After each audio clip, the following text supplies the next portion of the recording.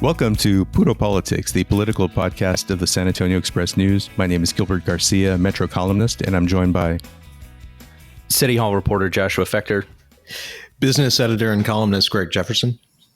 That was a second take, people. Yeah. We forgot who he was. You're letting our secrets out. Don't air our dirty laundry. I think we're all a little sleep deprived because this is our special post-runoff election recap. And I think the first race that we're going to talk about is one that kept a lot of people in the state up late. I mean, on the statewide level, the biggest race was the Democratic U.S. Senate runoff between Air Force veteran M.J. Hagar and State Senator Royce West. M.J. Hagar won and will face John Cornyn in November. A race that probably until recently most people thought Cornyn would win comfortably. I think there's some sense that maybe that is tightening up. But in the Bexar County area, and really for a lot of people who just follow politics around the state, there's been tremendous interest in the U.S. District 23. This is one of the few swing districts in the state of Texas. About half the votes generally come from Bexar County, but the district extends out to West Texas, covers a lot of border territory, and it tends to flip back and forth. Republican Will Hurd has held this seat for 3 terms. He's stepping down, and Democrats are really optimistic they have a chance to flip the seat. We had a Republican runoff between 2 military veterans, Raul Reyes Jr. and Tony Gonzalez. And Raul Reyes, I think, was pretty much promoting himself as the true Trumpian Republican in the race, the one in favor of the border wall. Tony Gonzalez, I think, was taking a more nuanced tone, talking very conservative, but talking in terms of working across the aisle. And I think he was looking toward the November election, thinking, you don't want to go too far to the right. You want to be able to win that general election. You had this dynamic where Raul Reyes was claiming himself as the Trump candidate, was using Trump's image on his ads, and then Trump in the final days not only endorses his opponent Tony Gonzalez, but he also does a robocall for him, and his campaign puts out a cease and desist letter to Raul Reyes telling him, "Don't use my name or likeness." So it was a very weird dynamic, and as sometimes happens in District 23, it's a very close race, but I think this is the closest one that we've ever seen. Josh, where do we stand now with the tally? Well, I think that was an incredibly exhaustive summary, and we can basically I'm worn out. Sign off after this. We'll just end it now then. So yeah, sorry. So for most of the night, Raul Reyes was winning by a pretty I would say solid margin. I mean, it was very close the whole night, within about 1,000 votes. But he was holding on to that lead for the longest time, and then after midnight, Tony Gonzalez got, sort of like an influx of votes from Bexar County. And, it turns out El Paso had some ballots that hadn't counted. So, where the race stands right now is Tony Gonzalez is now leading Reyes by a whole of 7 votes. That hasn't changed over, the past couple of hours. But what you saw was, Reyes was winning a lot of these, rural West Texas counties. Right. But, sort of what happened was, Gonzalez managed to sort of, win enough votes in Bexar County that it kind of provided sort of like that solid base. And, it winds up actually putting him over the top somewhat. And same goes for El Paso. So very, very dramatic night. If you're a Democrat, if you're Gina Ortiz Jones, you're probably looking at this with some degree of delight to see the Republicans divided over their pick. What I felt was super interesting is like we're getting out of this sort of another look at sort of this age-old debate of on the right, which is like, what actually wins elections, more moderate candidates or somebody who's more, hardcore conservative, and you couldn't necessarily say Will Hurd was, the most hardcore conservative. I mean, he's very conservative, but he's not like a sort of grassrootsy guy.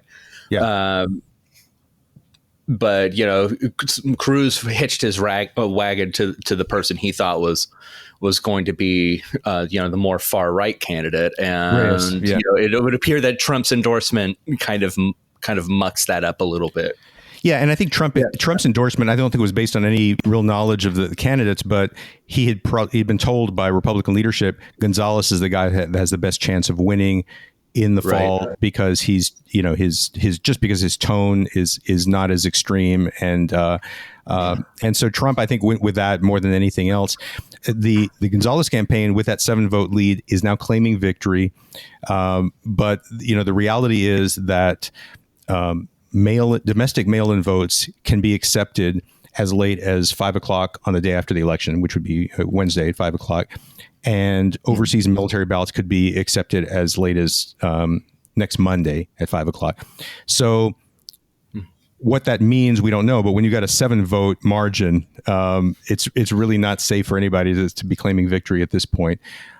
So that's where we stand. Greg, I mean, you've seen some of these close races in District 23 and the way it's swung back and forth. Oh, yeah. I mean, this has been a very volatile district over the last, 20 years or so. I mean, it started with Henry Bonilla's loss to Ciro Rodriguez in early 2000s.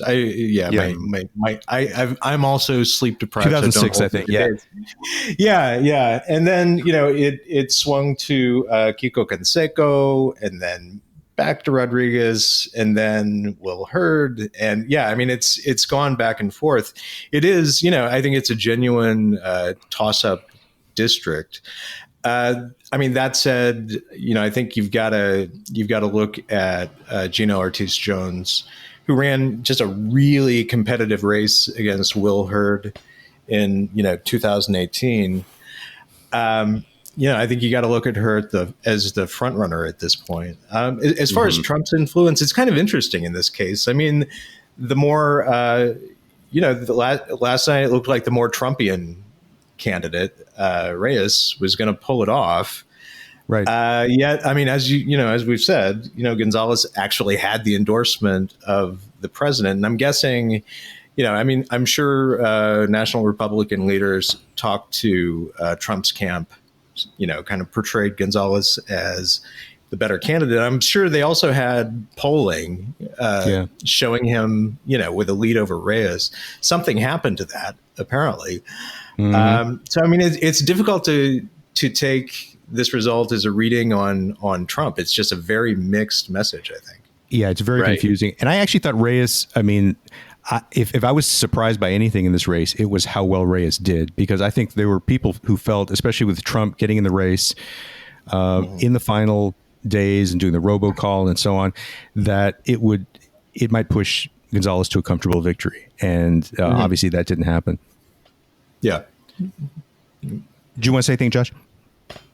No. Okay. Your silence said that you wanted to say something. So there was something in your silence. And obviously, we're going to be following this, obviously. Today I'm going to be asking, Bexar County Elections Office about mail-in ballots and all of this. So yeah, it's too close to call. Nobody is safe right now. And one footnote to all this. Go ahead. But one thing I wanted to say as I vamped, and ramped up is that Cruz has like this. I think we're kind of like not thinking about Cruz as much in this. Cruz has like some. He's got his thumb on the pulse of the grassroots in this instance, I think. He's somebody who's very capable of taking the temperature of something like this, and that just muddies the water even more. I mean, it does. And something else, like Politico reported, I think it was Politico, that Cruz had backed Reyes because he felt that Tony Gonzalez was insufficiently defensive of the president during impeachment. Yeah. So that was sort of the reason that he was going after that. But I mean, is this a proxy war okay between? Yeah. Yeah, I mean, but Trump was fine with that. And so it's like, is this some weird proxy war going on between Trump and Cruz? Cruz, who's a fairly, big Trump loyalist. Like, what does this actually say about the relationship is what I'm interested in. Yeah, the other thing too is that Hurd sort of, picked Gonzalez as his heir apparent and is supporting him. Will Hurd has been open about the fact that he's looking at a possibility of a 2024 presidential run. I think we all know Ted Cruz will probably do that. So there's also the possibility that we were seeing Cruz and Hurd sort of picking sides in, kind of an early manifestation of what could be a 2024 presidential race. One footnote before we move on to other races. Some states have automatic recounts when the race is really close. In Texas, the weird thing is that an automatic recount only kicks in if there's an actual tie, which is, probably bizarre. pretty rare unless it's a very, a small county race or something. So in this case, if things stay roughly where they are and Raul Reyes wanted to do a recount, it's something he'd have to ask for and he'd have to pay for it. So that's something to consider as we go forward. I wanted to talk a little bit about what was a pretty rough night for the Rodriguez family, which has been, kind of a dominant political force on the South Side for years. We had Ciro Rodriguez. He was as you mentioned, Greg, he was a District 23 congressman for a while. His brother Chico has been on the commissioner's court in Bexar County for 16 years. And Ciro's daughter, Xochitl Peña Rodriguez, was running for state senate in this runoff against State Representative Roland Gutierrez. Both the Rodriguezes, Chico Rodriguez, in defending his commissioner's court seat, and Xochitl Peña Rodriguez lost their races. And I think the Chico Rodriguez one was really pretty amazing, as he was running against a first-time candidate, Rebekah Flores, who has a really compelling personal history. I mean, she identifies as both Black and Mexican American. She was homeless for a part of her childhood, ended up going to both Princeton and Harvard, works for the city. And she pulled off this remarkable upset over Chico Rodriguez and by a comfortable margin. Greg, what did you were you surprised at all by what happened in that commissioner's court race? Oh my God, yeah. I mean, first of all, he's been, so Chico Rodriguez has been, he's represented that precinct since 2004. Right. And it's just, when you talk about commissioner's court, there's very little turnover. I mean, this is the body where, Paul Elizondo kind of lorded over things for centuries, if I'm not mistaken. I mean, he was decades in that seat. Yeah. So you don't really see a lot of upsets, on commissioner's court. And this definitely was. I mean, I think looking at it from the outside, the betters in this community never would have backed his opponent. Turns out, that was a big mistake. You would think that after, so much time, on the court, he would be in, a pretty solid position. But I mean, Chico's always had, not in every election cycle, but he's had his troubles in the past. I mean, he's had, primary challenges before that, were pretty threatening. And, this time, all of his fear was totally justified. I mean, the question is, what was he, was he just disconnected from his constituency? Yeah. Did they feel like he just wasn't working enough on their behalf? I mean, those are good questions. I thought that, about 4 months ago, I actually thought Rebekah Flores had a good shot at an upset. She was clearly a really impressive candidate. She was one of those kinds of, gung-ho first-time candidates who's saying, I'm just going to knock on every door. And I thought she just might outwork him. I could really see that happening. And I thought that more than any other candidate in Bexar County runoff, that she was hurt by the COVID-19 pandemic because she was put in a position where she couldn't knock on doors and couldn't campaign in the traditional way. And she certainly had a name recognition deficit to Chico Rodriguez. So my thinking was, this is a candidate who could have won, but because of the way things shut down during this pandemic, she'd probably fall short. And I was completely wrong about that. And I think completely it's wrong. the power of Zoom meetings, I mean, yeah, that's right. like Zoom meetings and social media outreach. But yeah, I mean, you're right. Like she had, her profile is very, I thought about it as being very similar to Ray Saldana's when he. Exactly. Yeah. I mean, when he took the city council district 4 seat, I mean, I'm not even going to try the date, but it was, 10 years ago. Yeah. He wasn't, he was facing Leticia Cantu, who's basically the establishment candidate in that race. She had all the endorsements, all the money, but he had kind of this gold-plated resume. He was young, but, he'd made a name for himself in, the District 4 community as a teenager. He went on to Stanford, and he came back and just went great guns with his campaign. He knocked on every door, and her campaign struck me as being very similar. So she obviously found a way to make it work, even without being able to go door to door. Now, obviously, Chico Rodriguez is out as county commissioner. Xochitl Peña Rodriguez's attempt to make it to the state senate failed. Ciro Rodriguez is still a justice of the peace. I don't know how much longer he's going to remain in that position. Is this pretty much the end of the Rodriguez political dynasty on the South Side, if we could call it that? Yeah, I think it is. I mean, I think it's been waning for years. I mean, for one thing, I mean, it's not really, Ciro Rodriguez's, especially his early career, I mean, it was steeped in civil rights and social justice. I mean, nobody would look at him as, a godfather. That's true. I always had a hard time just envisioning him as the head of this political dynasty. It's just not him. Yeah. And Chico Rodriguez, I'm just not sure, he had the political chops to do it. I mean, I just don't think, I don't think you would look at him and say, yeah, this is, he's leading the family, he's taking care of business for them. That's right. So, yeah, I mean, I do think it's the end of this dynasty, but I don't think it was much of a dynasty to begin with. Frankly. Yeah, no, that's a great point. What was interesting is that both Roland Gutierrez and Rebekah Flores made an issue of the family, and they kind of connected their races were kind of connected in that sense.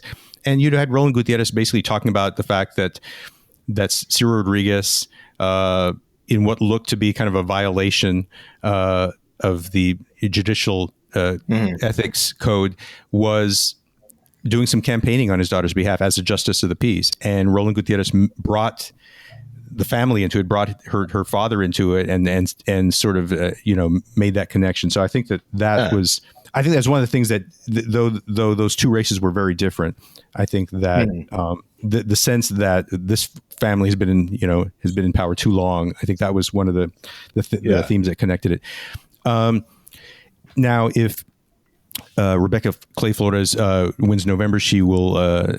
We're going to have a woman almost certainly on the commissioner's court for the first time in 20 years, but there's a very good chance we're going to have two.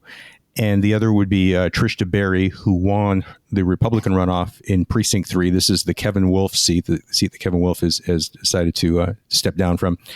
And she was running against Tom Rickoff, former judge. Trish DeBerry had tons more money, tons more support from the business community. And, did you ever think that Rickoff had a shot in this race? I didn't. No, I mean, he had, he had his name, and, that's worked for him really well for a long time. He got reelected over and over as a probate court judge. And, his brother is Jerry Rickoff, who had been, a longtime county clerk. So, he was a really well-known commodity in Republican circles, and this is a Republican precinct. So, I mean, I wasn't surprised when he landed in a runoff with Trish DeBerry. But I mean, I would have been surprised if he'd actually clenched it and gotten the party's nomination. I mean, he just didn't have any money, and he didn't have the campaign machinery in place that she had. I mean, I'm sure he was doing a lot of community meetings, but that only gets you so far. It was basically just kind of throwing out a lot of accusations. He was also kind of clinging to Trump quite a bit, saying he was the true Republican, saying that Trish DeBerry, because of her public relations firm and some contracts that she has with the city and the county, that this would represent a conflict of interest. So that he pushed that a lot. As you said, Greg, like when we talked about the primary a few months ago, I mean, it was basically a bake sale as far as his campaign, and I think she raised like about $408,000 up to late June, and he had like $27,000. So major difference. Before we wrap it up, I want to talk about the county chair elections. On the Democratic side, you had Monica Alcantara was reelected, a close race over Grace Rose Gonzalez, but I think a lot of us were focusing more on the Republican contest because you had Cynthia Brem, who has gotten national, I think even international attention for some of the outrageous things she said, including the idea that COVID-19 was promulgated by Democrats to make Donald Trump look bad, that the George Floyd killing by a police officer in Minneapolis was possibly a hoax to make Trump look bad. And it only that's just the beginning of the controversy surrounding Cynthia Brem. We would probably devote 2 podcasts to that. She was running against John Austin, who's a real estate appraiser, also a very conservative guy, someone who also supported Donald Trump, but much more low key. Was talking about trying to work with everybody. Josh, what did you make of Cynthia Brem? Lost by a big margin. I think it was about a 2-1 margin. What did you make of that? Well, I mean, does that mean there's a considerable chunk of Bexar County Republicans who think you should wear the mask? That's what I wonder is she's out here doing all these sorts of antics, and how much did Bexar County Republicans, obviously they soured on all of that, and it kind of brings us back to kind of like what is sort of the influence of sort of this more Trumpian sort of politics on Bexar Republicans. How much do they actually go for that? John Austin is a loyal Trump supporter, but it's just it's a very bizarre sort of factor that Trump sort of throws into this, where it's like, okay, are these is the conservative movement here still more low key, or is it still kind of in sort of like a Kevin Wolf